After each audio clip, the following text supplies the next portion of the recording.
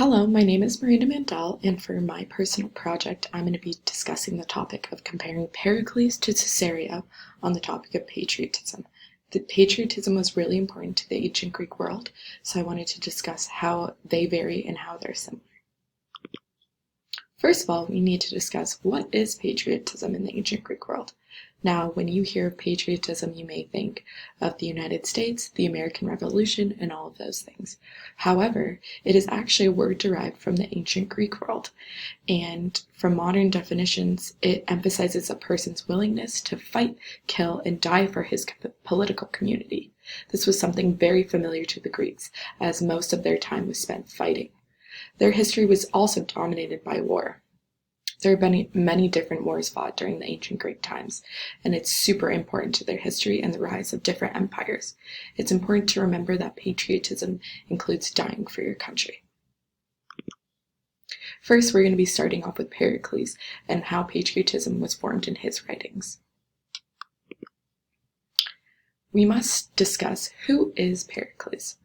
Pericles was a prominent, influential Greek statesman, orator, and general of Athens during its golden age, specifically the time between the Persian and Peloponnesian Wars. He was a significant leader this time who increased morale for people and was someone that they looked up to. Pericles helped develop the democracy in Athens. He was the greatest Athenian leader of this time, and he helped fight in the Battle of Athens in Sparta. It's super important to remember that at this time, Athens was practicing a democracy form of government, while Sparta was following an oligarchy. Pericles was someone who supported the democracy, as he felt equality was something that was very important to him. An oligarchy is when it's from leaders who are just a few people and not everything is equal. Pericles wrote his funeral oration, which is a famous speech in the Thucydides history of the Peloponnesian War. The speech was delivered by Pericles at the end of the first year of the Peloponnesian War, as part of an annual public funeral for soldiers who died in battle. During his speech, Pericles' main theme was to celebrate the greatness of Athens from the previous generations and all of the work the politicians have done.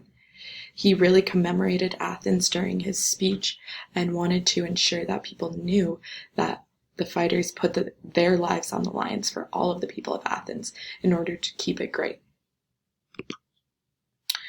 Now we're going to be discussing how patriotism played a role in the funeral oration that Pericles delivered. Pericles took this time to exhibit his patriotism and the importance of democracy in Athens. In his speech, Pericles explained how lucky the Athenians are to be able to enjoy a free state and how democracy allows the citizens to be equal. This is really important because during this time, not a lot of people or countries were having a democracy. He continued to praise Athens and the people who helped rebuild the country after the Persian War, and announce how the resistance of the invasion of the Persians sparked a strong Athenian navy, which is something that Athens is quite well known for and something they are proud of.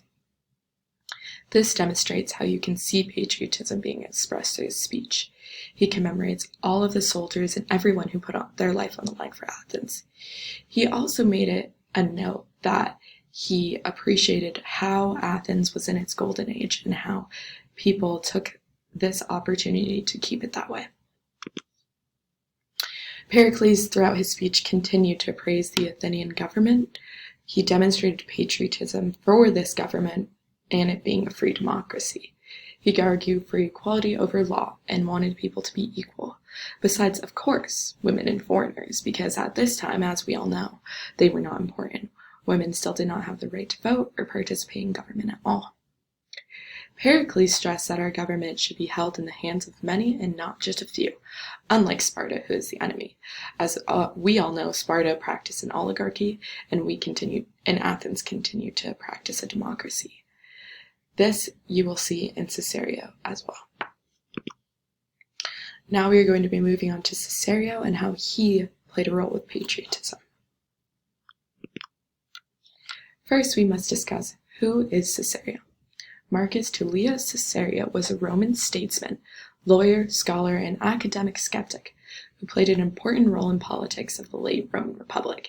He upheld principles during the crisis that led to the establishment of the Roman Empire.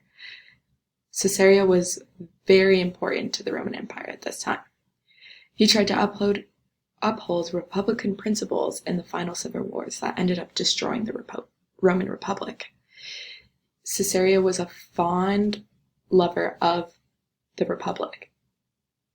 Cesareo's concept of equality is another aspect of his political philosophy. Men are born for justice, and that right based upon men's opinion, but upon nature.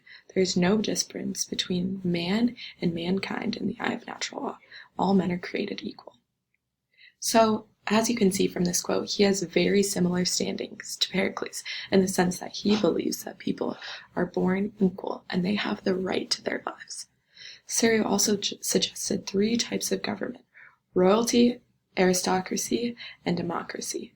But in each form of government, he made a note that there's a sense of corruption and instability that could lead to the government's fall.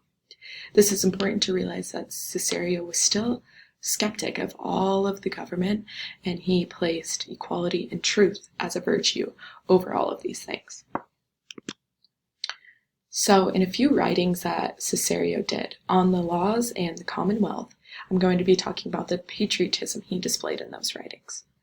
First of all, writing on the laws, Cesareo sketches out an argument allowing him on the one hand to love his native Appianum, which is where he was born, yet prioritize the Roman Republic, which is significant to him. He is a firm believer in the Roman Republic and thought that this was the best way to run his country at the time.